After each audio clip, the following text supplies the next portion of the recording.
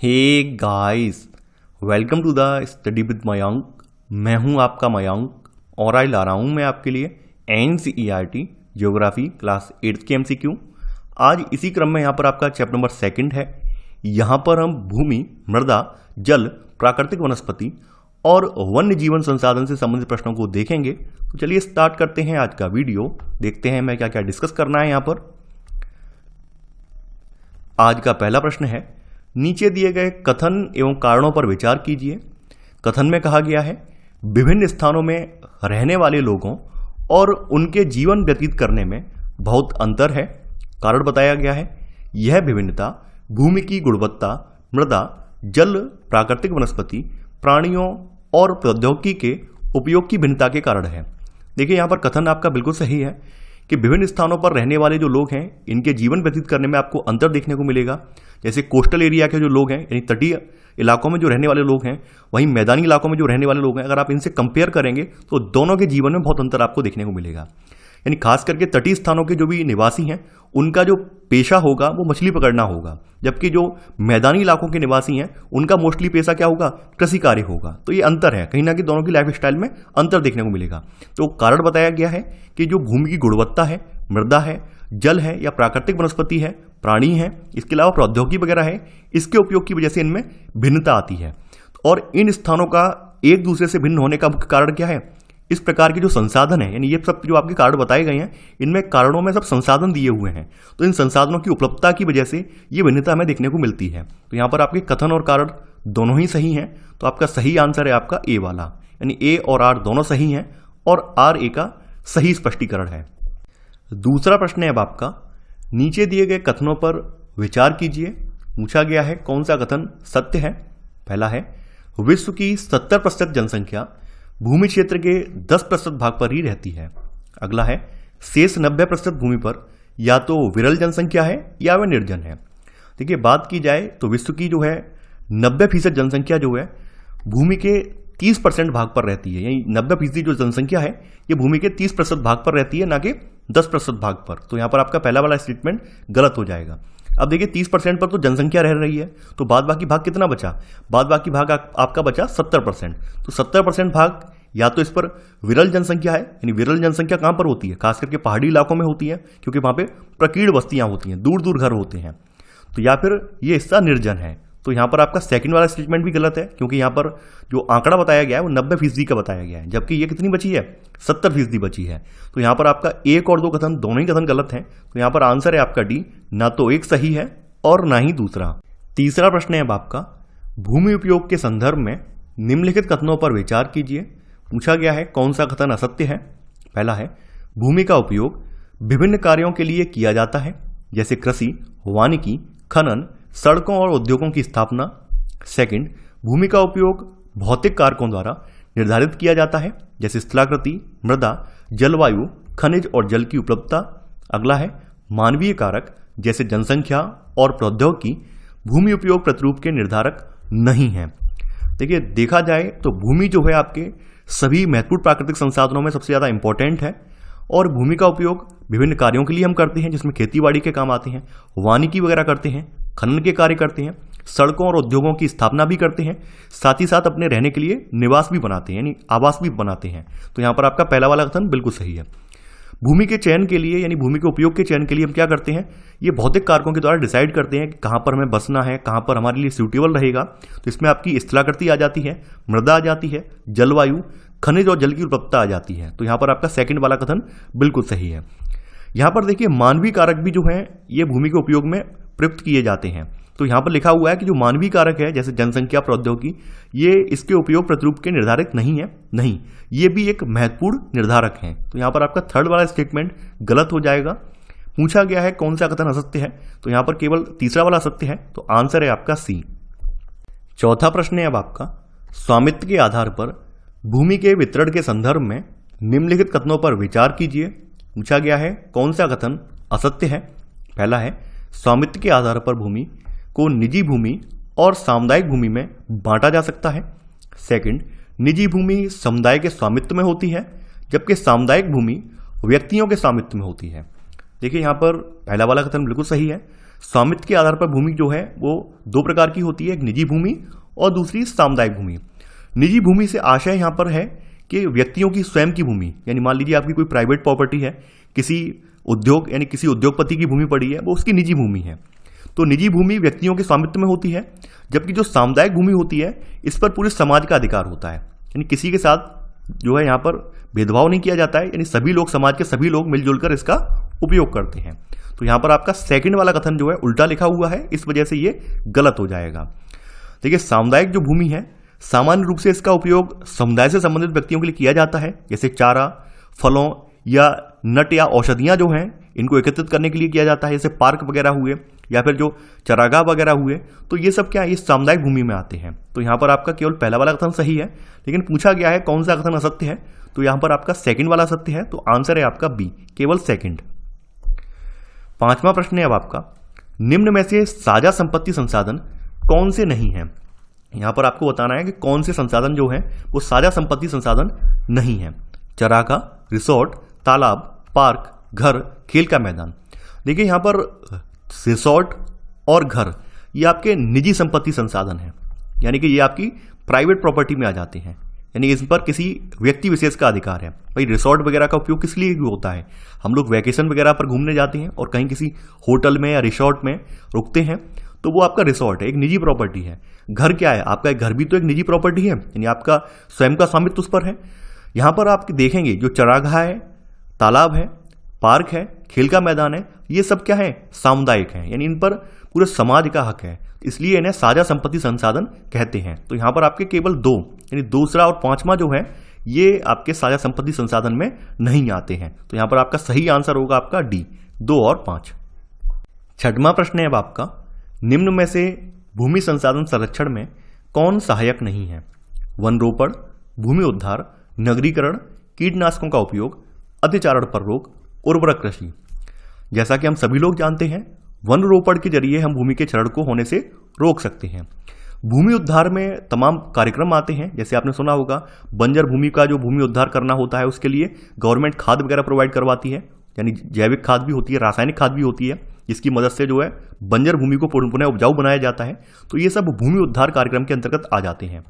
नगरीकरण से कभी भी भूमि संसाधन संरक्षण में सहायता नहीं हुई है, बल्कि नगरीकरण क्या है, कहीं ना कहीं भूमि संसाधन का दोहन है, क्योंकि नगरीकरण के होने से क्या होता है, जो भूमि संसाधन है वो लगातार दूषित होता है, नष्ट होता चला जाता है। तो यहां पर नगरीकरण नहीं है। कीटनाशकों का उपयोग, तो ये कीटनाशकों का उपयोग अगर हम एक लिमिट में करें, यानी कि लिमिट में करेंगे तो ये हमारी भूमि को कोई नुकसान नहीं पहुंचाएंगे, लेकिन इनका उपयोग हद से ज्यादा करेंगे तो क्या होगा, कीटनाशक हमारी भूमि की जो परतें हैं, मृदा की जो परतें हैं, उनमें ये पहुंच जाएंगे और उनमें जो भी फसल बोई जाएगी उन फसलों के जरिए ये मानवों तक पहुंच जाएंगे और मानव के शरीर को नुकसान पहुंचाएंगे। तो कीटनाशकों का उपयोग अगर लिमिट में करें तो कोई दिक्कत नहीं है, लेकिन अगर लिमिट से ज्यादा करते हैं तो भूमि संसाधन के लिए खतरा है। तो यहां पर ये कीटनाशकों का उपयोग, क्योंकि यहां पर बात पूरी नहीं लिखी गई है इसलिए ये वाला भी गलत हो जाएगा। अतिचारण पर रोक, अतिचारण का मतलब होता है जो आपके पशु वगैरह होते हैं, इनके जो पैर होते हैं, यानी पैरों में खुर जो होते हैं, खुर बोले जाते हैं, उन पैरों से जो भूमि की उपजाऊ परत है वो नष्ट हो जाती है। यानी अगर मान लीजिए एक साथ 100 या 200 जानवरों का झुंड किसी खेत से निकल जाता है तो क्या होता है, वहां भी पूरी की पूरी फसल नष्ट हो जाती है, भूमि की जो उर्वर जो परत है वो नष्ट हो जाती है। तो इसलिए यहां पे लिखा गया है अगर अतिचारण पर हम रोक लगा दें तो ऐसे भी भूमि संसाधन का हम संरक्षण कर पाएंगे। तो ये वाला भी यहां पर इसमें शामिल हो जाएगा। उर्वरक कृषि, देखिए यहां पर जो बात मैंने कीटनाशकों के उपयोग पर बोली थी वही बात मैं यहां बोल रहा हूं। उर्वरकों का इस्तेमाल भी अगर आप लिमिट में करेंगे तो कोई दिक्कत नहीं है, लेकिन अगर आप हद से ज्यादा उर्वरक इस्तेमाल कर रहे हैं तो वो कहीं ना कहीं हमारे भूमि के लिए खतरा है। तो उर्वरक कृषि में आपकी एक रासायनिक उर्वरक कृषि आ जाती है और दूसरी आ जाती है जैविक उर्वरक कृषि। जैविक उर्वरक कृषि जो होती है वो हमारी भूमि के लिए फायदेमंद होती है, वहीं रासायनिक उर्वरक कृषि जो होती है वो हमारे लिए नुकसानदायक होती है, यानी भूमि के लिए नुकसानदायक होती है। तो उर्वरक कृषि जो है ये भी निकल जाएगी, क्योंकि यहाँ पर बात नहीं लिखी गई है कि विनियमित रूप में करना है या फिर हद से ज्यादा करना है, पूरी बात यहाँ पर नहीं लिखी गई है। तो यहां पर आपका सही तो है 1, 2 और 5, लेकिन यहां पे पूछा गया है कि निम्न में से भूमि संसाधन संरक्षण में कौन सहायक नहीं है। तो आपका तीसरा, चौथा और छठवां ये सहायक नहीं है, तो सही आंसर है छठवें का बी वाला। 7वां प्रश्न है अब आपका, पृथ्वी के पृष्ठ पर पाई जाने वाली मृदा की परत के संदर्भ में निम्नलिखित कथनों में से कौन सा सही नहीं है। पहला है, पृथ्वी के पृष्ठ पर दानेदार कणों के आवरण की पतली परत मृदा कहलाती है। सेकंड, स्थल रूप मृदा के प्रकार को निर्धारित करते हैं। अगला है खनिजों और जैव पदार्थों का अभाव मृदा को उपजाऊ बनाता है। अगला है यह अपक्षय की प्रक्रिया के माध्यम से बनती है। देखिए यहां पर आपका पहला वाला कथन बिल्कुल सही है। पृथ्वी के पृष्ठ पर जो दानेदार कणों का आवरण है इसकी पतली परत मृदा कहलाती है। तो यहां पर पहला वाला कथन बिल्कुल सही है। और ये जो परत है आपकी, ये भूमि से निकटता से जुड़ी हुई है। स्थल रूप जो है ये मृदा के प्रकार को निर्धारित करते हैं। तो यहां पर आपका सेकंड वाला कथन भी सही है, यानी जो पृथ्वी पर आपके स्थल रूप मौजूद हैं ये मृदा के प्रकार को निर्धारित करने में महत्वपूर्ण भूमिका निभाते हैं। मृदा का निर्माण जो है ये चट्टानों से प्राप्त खनिजों और जैव पदार्थ जो हैं इन पर जो यानी पृथ्वी पर पाए जाने वाले जैव पदार्थ जो हैं इनसे मिले खनिजों से इसका निर्माण होता है। ये जो है अपक्षय की प्रक्रिया के माध्यम से बनती है। तो ये आपका ये वाला भी सही है। खनिजों और जैव पदार्थों का यहाँ पे लिखा गया है अभाव मृदा को उपजाऊ बनाता नहीं। खनिजों और जैव पदार्थों का सही मिश्रण मृदा को क्या है, उपजाऊ बनाता है। यानी खनिजों और जैव पदार्थों का सही मिश्रण होगा तो मृदा उपजाऊ मानी जाएगी, और ये अगर अभाव होगा तो मृदा उपजाऊ नहीं मानी जाएगी। तो यहां पर आपका सी वाला कथन गलत हो जाएगा। तो आंसर है आपका यहां पर 7वें का सी वाला। 8वां प्रश्न है अब आपका, मृदा निर्माण के संबंध में सूची 1 को सूची 2 से सम्मिलित कीजिए। सूची 1 में कारक बताए गए हैं, सूची 2 में उनका प्रभाव बताया गया है। जलवायु, तापमान, वर्षा, अपक्षय। देखिए ये मृदा निर्माण की दर को प्रभावित करते हैं। तो यहां पर आपका ए का आ जाएगा 5वां वाला। समय, देखिए समय की बात की जाए तो समय जो है आपका ये मृदा परिच्छेदिका की मोटाई को निर्धारित करता है। यानी समय जैसे बीतता जाएगा मृदा परिच्छेदिका की जो मोटाई है कम या ज्यादा होती जाएगी। तो इस समय जो है मृदा परिच्छेदिका की मोटाई के लिए उत्तरदायी है। वनस्पति, प्राणी और सूक्ष्मजीव। देखिए वनस्पति, प्राणी और सूक्ष्मजीव इनसे निकले जो कार्बनिक पदार्थ हैं इनसे ह्यूमस निर्माण होता है, और ह्यूमस निर्माण की दर को ये निर्धारित करते हैं। तो यहां पर आपका पहला वाला कथन यहां पर इसका आ जाएगा, यानी सी का पहला। उच्चावच, तुंगता और ढाल। उच्चावच, तुंगता और ढाल जो है ये मृदा के संचय का निर्धारित करते हैं। तो यहां पर आपका डी का आ जाएगा दूसरा वाला। जनक शैल, जनक शैल जो है ये मृदा के रंग, गठन, रासायनिक गुणधर्म और खनिज की मात्रा और उसमें पारगम्यता, यानी कि पारगम्यता से मतलब क्या है, जल कितनी देर तक उसमें ठहर सकता है, जल कितनी देर तक ठहरेगा या जल कितनी जल्दी उसमें से सोख लिया जाएगा, ये निर्धारित करता है। तो यहां पर आपका ई का जो हो जाएगा ये हो जाएगा चौथा वाला। आपका सही आंसर जो है वो है ए का 5वां, बी का तीसरा, सी का पहला, डी का दूसरा और ई का चौथा। तो आंसर है 8वें का ए वाला। 9वां प्रश्न है अब आपका, मृदा परिच्छेदिका के संदर्भ में निम्नलिखित कथनों पर विचार कीजिए। पूछा गया है कौन सा कथन सत्य है। पहला है मृदा की सबसे ऊपरी परत में बालू, गाद, क्ले होता है। अगला है ह्यूमस और वनस्पति उपमृदा में पाए जाते हैं। अगला है तीसरे संस्तर में अपक्षयित चट्टानी पदार्थ पाए जाते हैं। चौथा है सबसे अंदर की परत में जनक चट्टानें पाई जाती हैं। देखिए बात की जाए तो आपकी एनसीईआरटी की जो किताब हैं उन किताबों में अभी भी मृदा के 4 संस्तर बताए गए हैं, यानी मृदा के यहाँ पर 4 संस्तर दर्शाए गए हैं। लेकिन आप कोई स्टैंडर्ड किताब उठाकर देखेंगे तो उनमें इसके जो है 5 संस्तर बताए गए हैं। समझ रहे हैं आप? ये बात मैं इसलिए यहाँ पर बता दे रहा हूँ ताकि बाद में आप ये ना कहें कि सर आप गलत पढ़ा रहे हैं या हमें गलत बताया, जबकि स्टैंडर्ड बुक में इस तरह से दिया हुआ है। इसका कारण ये है कि एनसीईआरटी वाले थोड़े स्लो होते हैं। ये लोग जो इन्फॉर्मेशन है उसको जल्दी से अपडेट नहीं करते हैं। ये इन्फॉर्मेशन आने वाले 2 या 3 साल में अपडेट करेंगे। तो आप लोग अपनी स्टैंडर्ड बुक से भी अगर तैयारी कर रहे हैं तो कंपेयर करके चलें ये कहाँ पर कौन सा तथ्य है और कहाँ पर हम फंस रहे हैं या कौन सी नॉलेज अपडेट हो गई है, तो उसको आप अपडेट कर लें। तो आपके मृदा के 4 संस्तर नहीं है, वैज्ञानिकों ने अभी 5 संस्तर माने हैं। तो मृदा की जो सबसे ऊपरी परत है, यानी संस्तर, इसका पहला वाला संस्तर है, ये जो परत है आपकी, ये खास करके ये कार्बनिक संस्तर की परत होती है। यानी इसमें खनिज मृदा की जो ऊपरी सतह ये होती है और ये कार्बनिक पदार्थों की बनी होती है। ये मृत पौधों और जंतुओं के अवशेषों से बनी होती है, यानी जिसको ह्यूमस बोलते हैं। तो यहां पर आपका पहला वाला कथन गलत हो जाएगा। तो ह्यूमस और वनस्पति जो है ये मृदा की सबसे ऊपरी परत का निर्माण करते हैं। वहीं संस्तर 2 पर जो आपकी दूसरी परत है जिसको उपमृदा कहते हैं, इसमें आपके बालू, गाद और क्ले आ जाते हैं। तो यहां पर आपका सेकंड वाला कथन भी गलत हो जाएगा। तीसरे संस्तर में अपक्षयित चट्टानी पदार्थ पाए जाते हैं। अपक्षयित का मतलब क्या, टूट फूट वाले जो चट्टानी पदार्थ हैं वो आपके तीसरे संस्तर में पाए जाते हैं। तो आपका ये वाला कथन बिल्कुल सही है। सबसे अंदर का जो संस्तर होता है, सबसे अंदर की जो परत होती है, उसमें आपकी ठोस जनक चट्टानें पाई जाती हैं। तो यहां पर आपका चौथा वाला भी सही है। आपसे पूछा गया है कौन सा कथन सही है, तो यहां पर आपका केवल 3 और 4 कथन सही है, तो आंसर है आपका सी वाला। अब देखिए जो आपकी एनसीईआरटी में इमेज दी हुई है वो मैं दिखा देता हूं। सबसे ऊपर का संस्तर जो है इसमें ह्यूमस और वनस्पति के साथ ऊपरी मृदा है, उसके बाद वाले में बालू, गाद, क्ले के साथ उपमृदा है, फिर अपक्षय चट्टानी पदार्थ हैं यहाँ पर, फिर जनक चट्टाने हैं। तो यहाँ पर मैंने आपकी जो एनसीईआरटी वाला इमेज है वो भी दिखा दिया है, और आपकी स्टैंडर्ड बुक में जो दे रखा है वो भी मैंने बता दिया है, ताकि आप कोई कंफ्यूज ना हो। 10वां प्रश्न है अब आपका, भूस्खलन के संदर्भ में निम्नलिखित कथनों पर विचार कीजिए। पूछा गया है कौन सा कथन यहां पर सत्य है।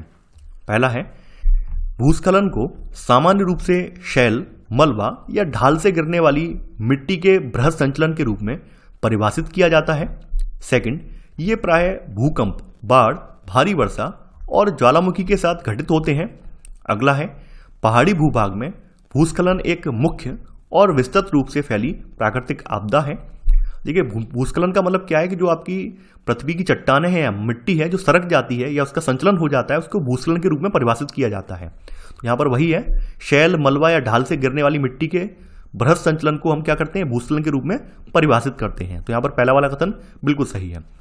भूस्खलन होने के कुछ कारण हैं, जैसे आपका भूकंप आ जाए, अचानक से बाढ़ आ जाए, या भारी वर्षा हो जाए, या फिर ज्वालामुखी एकदम उद्भेदन हो जाए, तो उस स्थिति में भूस्खलन हो जाता है। तो यहाँ पर आपका सेकंड वाला कथन बिल्कुल सही है। खास करके पहाड़ी इलाकों में चूंकि लगातार वर्षा होती है, उच्च वर्षा की वजह से यहाँ पर पहाड़ी इलाकों में भूस्खलन होना एक आम बात है। तो यहाँ पर आपका तीसरा वाला कथन भी सही है। यहाँ पर आपके तीनों ही कथन सही हैं, तो आंसर होगा आपका डी, यानी उपरोक्त सभी। 11वां प्रश्न है आपका, निम्न में से कौन से उपाय भूस्खलन रोकने में सहायक हैं? प्रतिधारी दीवार, वनस्पति आवरण, बस्तियों का निर्माण, पृष्ठीय अपवाह नियंत्रण, कृषक क्रियाकलाप। देखिए भूस्खलन रोकने के लिए सबसे पहली चीज तो है प्रतिधारी दीवार। यानी मान लीजिए कोई हाईवे वगैरह निकाला जा रहा है, किसी पहाड़ी से होकर कोई हाईवे निकाला जा रहा है, तो यहां पर यह कर सकते हैं कि हम हाईवे की सुरक्षा के लिए साइड से एक दीवार बना दें, जिससे क्या है, जो पहाड़ वगैरह है अधिक बरसात होने पर वो नीचे की तरफ न सरक पाए। तो इसे प्रतिधारी दीवार के रूप में जाना जाता है। वनस्पति आवरण का मतलब आप जानते ही हैं, जो पेड़ पौधे होते हैं उनकी जड़ें क्या करती हैं, मिट्टी को बांध के रखती हैं। तो मिट्टी को बांध के रखने की वजह से क्या होता है, जो भूस्खलन वगैरह है वो नहीं होता है। तो यहां पर आपका सेकंड वाला भी सही है। देखिए बस्तियों का निर्माण क्या है, ये भूस्खलन रोकने का उपाय नहीं है, क्योंकि बस्तियों के निर्माण से क्या होता है, भूमि जो है लगातार खोखली होती चली जाती है। तो ये आपका तीसरा वाला बिल्कुल नहीं है। पृष्ठीय अपवाह नियंत्रण का मतलब ये है कि आपकी जो नदियां वगैरह उफान पर आ जाती हैं, या उनमें बहुत ज़्यादा हद से ज़्यादा पानी डिस्चार्ज हो जाता है, या फिर उनके जो मार्ग अवरुद्ध हो जाते हैं, उस स्थिति में नदी अपना मार्ग भटक जाती है तो भूस्खलन हो जाता है। तो उससे बेटर क्या है कि पृष्ठीय अपवाह का नियंत्रण किया जाए। तो ये भी एक उपाय हो सकता है भूस्खलन रोकने का। कृषक क्रियाकलाप इसमें शामिल नहीं होते हैं, जो कृषक क्रियाकलाप से क्या होता है, आपकी मिट्टी जो है भुरभुरी हो जाती है, और भुरभुरी होने से क्या होता है, वो मिट्टी कहीं ना कहीं उसकी जो जॉइंट है, यानी मिट्टी की जो जुड़ाव है वो भी कमजोर हो जाता है और भूस्खलन हो जाता है। तो यहाँ पे कृषक क्रियाकलाप भी आपकी भूस्खलन रोकने में कारगर नहीं है। यहाँ पर कौन कौन से उपाय कारगर हैं, प्रतिधारी दीवार, वनस्पति आवरण और पृष्ठीय अपवाह नियंत्रण। तो यहाँ पर आपका सही आंसर है आपका 1, 2 और 4, यानी 11वें का बी वाला।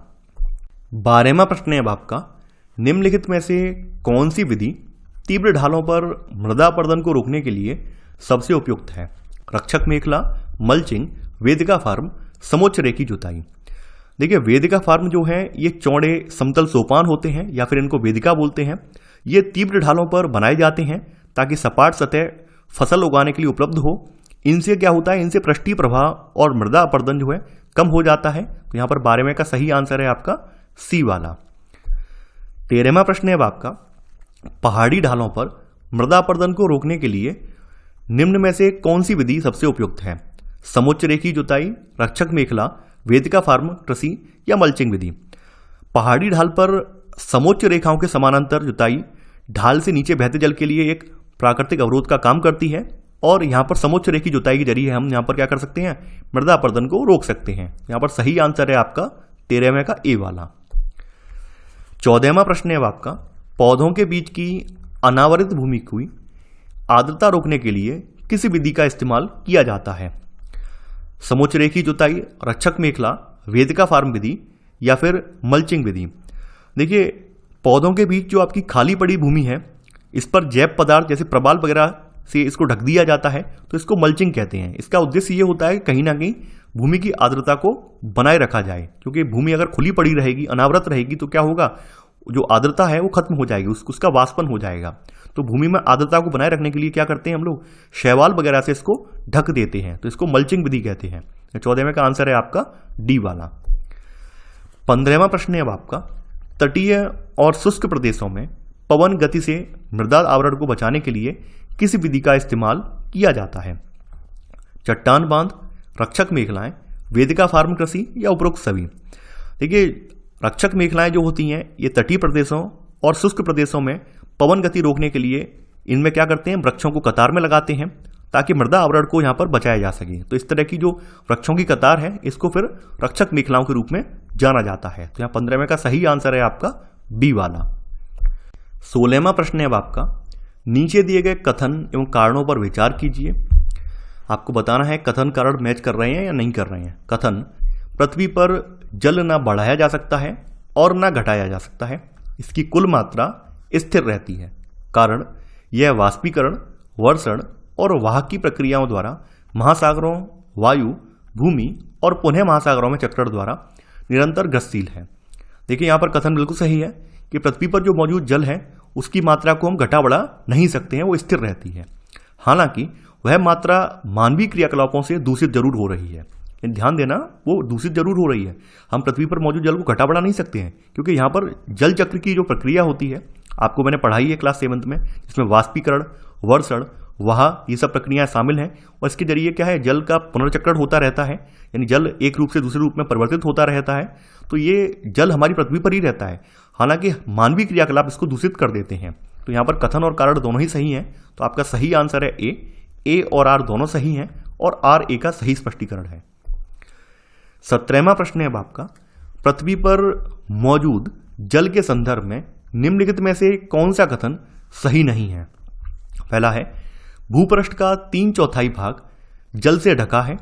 सेकंड, पृथ्वी की 2/3 सतह पर फैले महासागरों का जल लवणीय है और मानवीय उपभोग के लिए उपयुक्त नहीं है। अगला है, अलवण जल केवल 2.7% ही है, इसका लगभग 70% भाग बर्फ की चादरों और हिमानियों के रूप में पाया जाता है।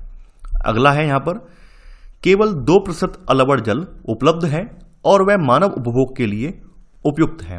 देखिए, बात किया जाए तो भूपृष्ठ का 3/4 भाग जो है जल से ढका हुआ है, और इसी कारण अंतरिक्ष से देखने पर हमारी पृथ्वी जो है नीली दिखाई देती है, यानी हमारी पृथ्वी को नीला ग्रह कहते हैं। तो यहाँ पर आपका पहला वाला कथन बिल्कुल सही है। सेकंड है, जो आपकी पृथ्वी है, पृथ्वी की 2/3 सतह पर आपके महासागर फैले हुए हैं, और जो महासागर हैं उनमें भी पानी है, यानी कि उनका जो पानी है वो लवणीय है, यानी हम उसको यूज नहीं कर सकते, उसमें लवण घुले हुए हैं। तो यहाँ पर आपका सेकंड वाला कथन भी यहाँ पर सही है। अगला है, अलवण जल, यानी अलवण से मतलब स्वच्छ और साफ जल जो है समूची पृथ्वी पर केवल 2.7% ही है, और इसका लगभग 70% भाग किसमें, जो आपकी बर्फ की चादर हैं और हिमानियाँ हैं, इनमें पाया जाता है। बर्फ की चादरों में कहाँ कहाँ पर पाई जाती हैं? आपका अंटार्कटिका में, आर्कटिक में, आपकी ग्रीनलैंड में, इसके अलावा आपके जो पहाड़ों की ऊंची चोटियां हैं वहां पर जो बर्फ की चादरें जमी हुई हैं वो अलवण जल की चादरें हैं। तो यहाँ पर सी वाला कथन भी आपका सही है। तो यहाँ पर 2.7% जो आपका जल है समूचे जल का 100% में से यही केवल अलवण जल के रूप में आता है, और इसका भी 70% किस में, ये बर्फ की चादरों के रूप में और हिमानियों के रूप में ये रिजर्व है। हालांकि मानव जो है इस तक नहीं पहुंच पाता है और इसको यूज नहीं कर पाता है। यहाँ पे लिखा हुआ है केवल 2% अलवण जल, नहीं, केवल 1% से भी कम जो अलवण जल है वो हमारे पास रह जाता है, नदियों के रूप में, तालाबों के रूप में, झीलों के रूप में, या फिर भौम जल के रूप में हमारे पास रह जाता है, जिसको हम लोग यूज कर पाते हैं। तो यहाँ पर आपका डी वाला कथन गलत हो जाएगा, क्योंकि यहाँ पे लिखा हुआ है केवल 2%, नहीं, केवल 1% से भी कम रह जाता है, क्योंकि 70% तो आपका बर्फ की चादरों में और हिमानियों में निकल गया। तो यहाँ पर क्या बचेगा, 1% से कम बचेगा ही बचेगा। तो यहाँ पर आपका पूछा गया है कौन सा कथन असत्य है, तो यहाँ पर डी वाला कथन गलत है। तो यहाँ पर आंसर है आपका डी। 18वां प्रश्न है अब आपका, जल संसाधनों के संरक्षण के संदर्भ में निम्नलिखित कथनों पर विचार कीजिए। पूछा गया है कौन सा कथन सत्य है। पहला है, वन और अन्य वनस्पति आवरण धरातलीय प्रवाह को तीव्र करते हैं और भूमिगत जल को पुनः पूरित करते हैं। सेकंड, जल संग्रहण पृष्ठीय प्रवाह को बचाने की दूसरी विधि है। अगला है, रिसाव और वाष्पीकरण से होने वाली जल क्षति को रोकने के लिए क्षेत्र की स्प्रिंकलरों से सिंचाई करना अधिक प्रभावी विधि है। देखिए, बात की जाए जो आपकी वन और अन्य वनस्पति आवरण है, ये आपके धरातली प्रभाव को तीव्र नहीं करते हैं, बल्कि क्या करते हैं, मंद करते हैं। अब आप जस्ट एक इमेजिन कीजिए, मान लीजिए धरातल पर तेजी से पानी बह रहा है, तो क्या जो भूमि के संस्तर हैं उसको सोख पाएंगे? नहीं सोख पाएंगे। अगर पानी धीरे धीरे करके बहेगा तो क्या होगा, जो भूमि के संस्तर हैं, संस्तर ए ऊपर से लेकर नीचे तक एक संस्तर है, उसको सोख लेंगे, एब्जॉर्ब कर लेंगे और ऐसे करके उसको भौम जल के रूप में संचित, यानी भौम जल के रूप में उसे पुनः पूरित कर पाएंगे। तो इसमें सबसे ज्यादा सहायक होते हैं वन और अन्य वनस्पति जो होती हैं, उनकी जड़ें जो होती हैं वो भूमि जल को क्या करती हैं, धरातली जल को रोकती हैं, उसको मंद बनाती हैं, और मंद करने से ये होता है आपका जो भौम जल है इसकी आपूर्ति हो जाती है। तो यहाँ पर आपका पहला वाला कथन गलत हो जाएगा, क्योंकि यहाँ पे तीव्र लिखा हुआ है, इस वजह से ये गलत हो जाएगा। सेकंड वाला कथन यहाँ बिल्कुल सही है। जल संग्रहण पृष्ठीय प्रभाव को बचाने की दूसरी वृद्धि है। जल रिसाव को कम करने के लिए खेतों को सिंचित करने वाली जो नहरें हैं इनको ठीक से पक्का करना चाहिए।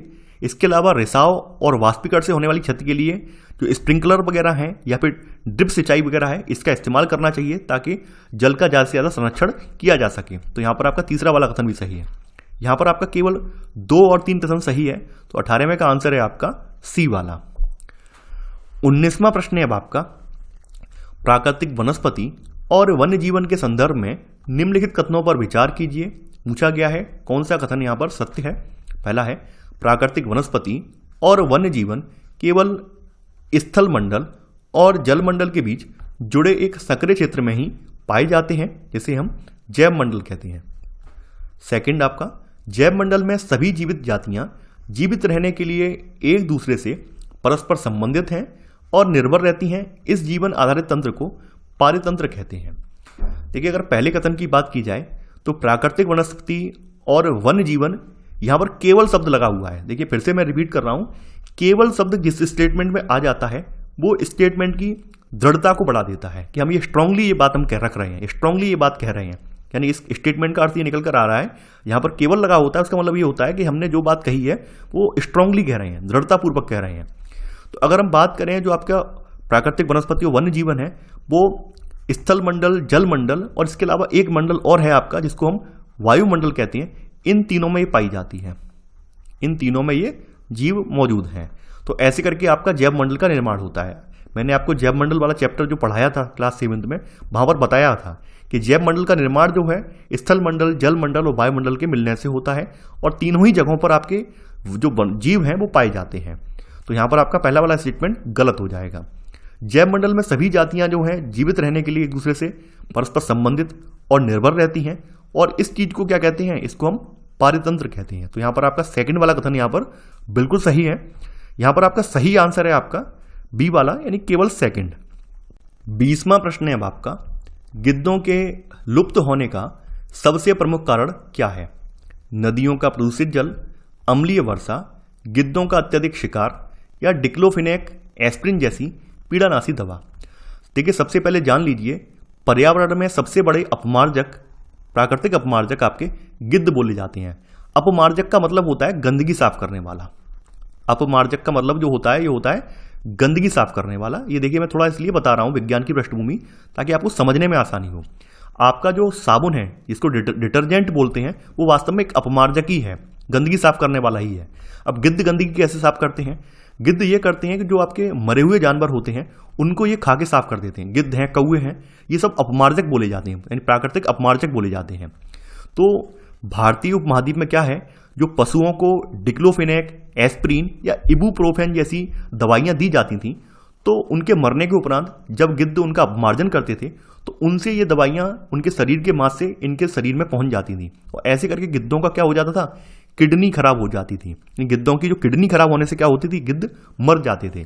तो भारतीय उपमहाद्वीप में गिद्धों के लुप्त होने का सबसे बड़ा कारण क्या है, डिक्लोफिनेक और एस्प्रिन जैसी पीड़ानाशी दवाएं हैं। यहां पर 20वें का सही आंसर है आपका डी वाला। 21वां प्रश्न है अब आपका, प्राकृतिक वनस्पति के वितरण के संदर्भ में निम्नलिखित कथनों में से कौन सा सही नहीं है, यह आपको बताना है।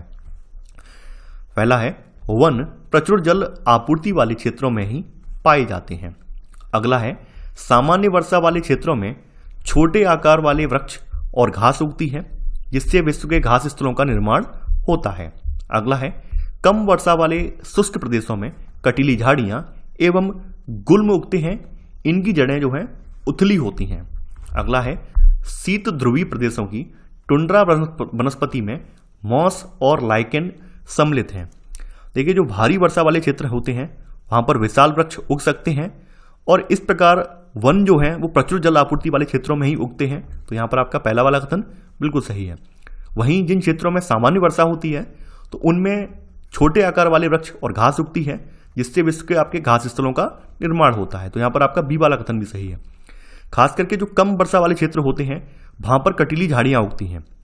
आपको मैंने बताया था कि जो आपके रेगिस्तान वगैरह के पेड़ होते हैं या शुष्क इलाकों के पेड़ होते हैं वो कटीले क्यों हो जाते हैं? उनके कटीले होने का रीजन ये होता है क्योंकि वहां पे पानी की कमी होती है। पानी की कमी के चलते क्या होता है, वहां के जो पेड़ हैं उनकी पत्तियों ने अपने आप को अनुकूलन की प्रक्रिया के परिणाम स्वरूप अपने आप को कांटों में तब्दील कर लिया है। क्योंकि पत्तियां होंगी तो वाष्पन होगा, वाष्पन होगा तो पौधे के अंदर क्या होगा, जल की कमी होगी। तो पौधों ने अपने आप को सर्वाइव करने के लिए, अपने आप को जीवित रखने के लिए अपनी पत्तियों को कांटों में तब्दील कर लिया है ताकि वाष्पोत्सर्जन ना हो, वाष्पीकरण बिल्कुल ना हो। तो यहां पर आपका सी वाला स्टेटमेंट आधा सही है आधा गलत है। यहां पर आगे लिखा गया है कि जो शुष्क इलाके वाले पौधे हैं या फिर रेगिस्तानी पौधे हैं इनकी जड़ें उथली होती हैं। नहीं, इनकी जड़ें काफी गहरी होती हैं क्योंकि इन्हें बहुत अंदर से पानी खींचना पड़ता है, बहुत अंदर से जमीन से नमी निकालनी पड़ती है। तो इनकी जड़ें गहरी होती हैं ना कि उथली। तो यहां पर आपका सी वाला कथन गलत हो जाएगा। वहीं जो शीत ध्रुवीय प्रदेश हैं यहां पर टुंडा वनस्पति मिलती है जिसमें मांस और लाइकेन सम्मिलित हैं। तो यहां पर आपका डी वाला कथन आपका बिल्कुल सही है। यहां पर आपका 21 में का सी वाला कथन गलत है, तो आंसर है आपका सी। 22वां प्रश्न है अब आपका, यह वैश्विक नेटवर्क द्वारा जुड़े रक्षित क्षेत्रों की एक श्रृंखला है जिसे संरक्षण और विकास के बीच संबंध को प्रदर्शित करने के इरादे से बनाया गया है। उपरोक्त विवरण किसको निरूपित करता है? राष्ट्रीय उद्यान, जैव मंडल निचय, वन्यजीव अभयारण्य या फिर वनस्पति उद्यान। देखिए ये जो आपके ऊपर डेफिनेशन बताई गई है ये जैव मंडल निचय से संबंधित है, यानी बायोस्फीयर रिजर्व से संबंधित है। बायोस्फीयर रिजर्व जो है वैश्विक नेटवर्क द्वारा जुड़े रक्षित क्षेत्रों की एक श्रृंखला है। इसे संरक्षण और विकास के बीच संबंध को प्रदर्शित करने के इरादे से इसको बनाया गया है। तो यहां पर सही आंसर है आपका बी वाला। 23वां प्रश्न है अब आपका, यह वर्तमान और भविष्य की पीढ़ी के लिए एक या एक से अधिक पारितंत्रों की पारिस्थितिक एकता की रक्षा के लिए निर्धारित किया गया प्राकृतिक क्षेत्र है। उपरोक्त विवरण किसको निरूपित करता है? राष्ट्रीय उद्यान, जैव मंडल निचय, वन्यजीव अभयारण्य, वनस्पति उद्यान। देखिए राष्ट्रीय उद्यान में एक साथ कई पारितंत्र पाए जाते हैं, इन सबको ये समेट के रखता है। तो ये आपकी राष्ट्रीय उद्यान की परिभाषा है। राष्ट्रीय उद्यान के बारे में ये स्टेटमेंट जो आपको दिया गया है ये राष्ट्रीय उद्यान का लक्षण है। तो यहां पर आपका सही आंसर है 23 का ए वाला। 24वां प्रश्न है अब आपका, संकटग्रस्त वन्य प्राणी जात और वनस्पति जाति में अंतर्राष्ट्रीय व्यापार परिपाटी CITES, जिसको शॉर्ट्स में साइट्स के नाम से जाना जाता है। साइट्स की फुल फॉर्म आपने सुनी होगी, the convention on international trade in endangered species of wild fauna and flora. तो इसके बारे में बात हो रही है। इसके संदर्भ में निम्नलिखित कथनों पर विचार कीजिए। पूछा गया है कौन सा कथन यहां पर सत्य है। पहला है यह विभिन्न देशों की सरकारों के बीच एक अंतर्राष्ट्रीय समझौता है। सेकंड, इसके अंतर्गत पक्षियों और प्राणियों के अवैध व्यापार पर प्रतिबंध लगाया गया है। देखिए यहां पर पहला वाला कथन बिल्कुल सही है। ये जो है आपकी ये विभिन्न देशों की सरकारों के बीच एक अंतर्राष्ट्रीय समझौता है और इस समझौते के जरिए जो आपके पशु वगैरह हैं इनके अवशेषी अंगों की तस्करी वगैरह या पशुओं की तस्करी वगैरह इन पर पूरी तरह से प्रतिबंध लगाया गया है। तो यहां पर आपका सेकंड वाला कथन भी सही है। यहां पर आपका एक और दो कथन दोनों सही हैं, तो आंसर है आपका सी। 25वां प्रश्न है अब आपका, देखिए ये आपकी अभ्यास प्रश्नावली से है। निम्नलिखित में से कौन सा कारक मृदा निर्माण का नहीं है? समय, मृदा का गठन, जैव पदार्थ। देखिए मृदा का गठन जो है ये मृदा के निर्माण का कारक नहीं है। तो यहां पर आपका 25वें का आंसर होगा आपका बी वाला। 26वां प्रश्न है अब आपका, निम्नलिखित में से कौन सी विधि तीव्र ढालों पर मृदा अपरदन को रोकने के लिए सर्वाधिक उपयुक्त है? रक्षक मेखला, मल्चिंग, वेदिका कृषि। देखिए यहां पर वेदिका कृषि जो है आपकी ये तीव्र ढालों पर मृदा अपरदन को रोकने के लिए सर्वाधिक उपयुक्त है। तो यहां पर 26वें का आंसर होगा आपका सी वाला। 27वां प्रश्न है अब आपका, निम्नलिखित में से कौन सा प्रकृति के संरक्षण के अनुकूल नहीं है? जब आवश्यकता ना हो तो बल्ब को बंद कर देना चाहिए। नल को उपयोग के बाद तुरंत बंद कर देना चाहिए। खरीदारी के बाद पॉलीपैक को नष्ट कर देना चाहिए। देखिए पॉलीपैक से मतलब पॉलीथीन वगैरह जो भी है, इसको नष्ट नहीं करना चाहिए। नहीं, नष्ट आप कैसे करेंगे? आप जला के करेंगे। जलाने से क्या होगा? जो आपका वातावरण है वो दूषित होगा, यानी वायु जो है दूषित होगी। तो पॉलीपैक का सबसे अच्छा समाधान क्या होता है? रिसाइकिल, यानी इसको फिर से रिसाइकिल करके पुनः दूसरा उत्पाद बना दिया जाए। तो पॉलीपैक को हम नष्ट नहीं कर सकते हैं, बल्कि इसको रिसाइकिल करना चाहिए। तो खरीदारी के बाद पॉलीपैक को नष्ट कर देना चाहिए। ये प्रकृति के संरक्षण के अनुकूल, ये जो है बात बताई गई है, ये अनुकूल नहीं है। तो यहां पर आपका सी वाला कथन गलत हो जाएगा और सही आंसर आपका कौन सा है? यही सी वाला है। 28वां प्रश्न है अब आपका, निम्नलिखित का मिलान कीजिए। भूमि उपयोग। देखिए भूमि का उपयोग का मतलब क्या है? भूमि का उत्पादनकारी उपयोग। तो यहां पर का हो जाएगा? तीसरा वाला। ह्यूमस जो है यहां पर ऊपरी मृदा पर निक्षेपित जैव पदार्थ हैं। तो यहां पर इसका जो हो जाएगा ह्यूमस का चौथा वाला। चट्टान बांध का मतलब जो है यहां पर यह है मृदा अपरदन को रोकना। तो यहां पर इसका हो जाएगा पहला वाला। जैव मंडल, स्थल मंडल, जल मंडल और वायुमंडल के बीच जुड़ा एक सकरा क्षेत्र, इसको जैव मंडल कहते हैं। इसका हो जाएगा घा का दूसरा वाला। तो ये था हमारा आज का वीडियो। आई होप आपको ये वीडियो पसंद आया होगा। आप लोग इस वीडियो को लाइक और शेयर करना बिल्कुल ना भूलें और साथ ही साथ अपनी प्रतिक्रिया भी देते रहें। तो चलिए आज के लिए बस इतना ही। Thanks for watching. जय हिंद।